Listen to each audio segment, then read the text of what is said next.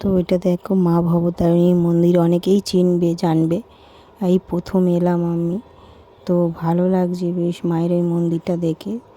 আর এই শ্মশানে এলাম একটু মনটাকে শান্ত করা যায়। তো এই প্রথমবার দেখলাম আমি 20-22 বছর পর যে সামনে মানে কাঠের মধ্যে ডেড বডি পুড়ছে, চিতা যে জ্বলছে সামনাসামনি, আমি 20-22 বছর পর দেখলাম।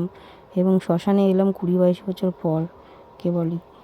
তো এই শ্মশানটা একটু আলাদা ধরনের, দেখো চারিদিকে খুবই সুন্দর, দুদিকে দুটো চিতা জ্বলছে। এখানে কাঠেই পোড়ানো হয় এই শ্মশানটায় দেখছি। তো অনেক পুরাতন মডেল। আর এইটা হচ্ছে তোমার যমরাজ, একদিকে চিত্রগুপ্ত একদিকে বিচিত্রগুপ্ত। তো সিনারিটা খুবই সুন্দর, দেখো চারিদিকে ঘুরে ঘুরে দেখাবার চেষ্টা করছি।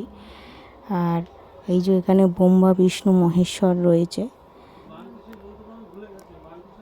আর এই যে শ্মশান যাত্রীরা সব, এগুলো বসার জায়গা বেশ সুন্দর। মা কালীর মূর্তি রয়েছে দেখো।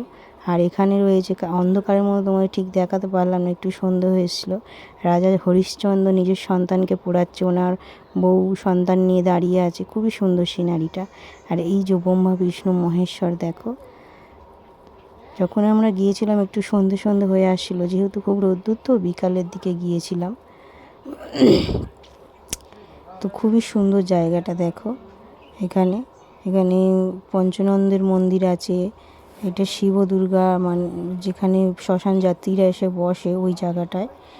এই যে বিষ্ণুদেব সাপের ওপর শুয়ে আছে, খুবই সুন্দর সিনারিটা। এই যে তোমার নরসিংহ মূর্তি, ভক্তপ্রহ্লাদ বাবাকে যখন রূপ চেয়েছিল, এই যে বিশ্বরূপ দেখো, খুবই সুন্দর শ্মশানটা। আর এই যে মহাদেব শক্তিকে নিয়ে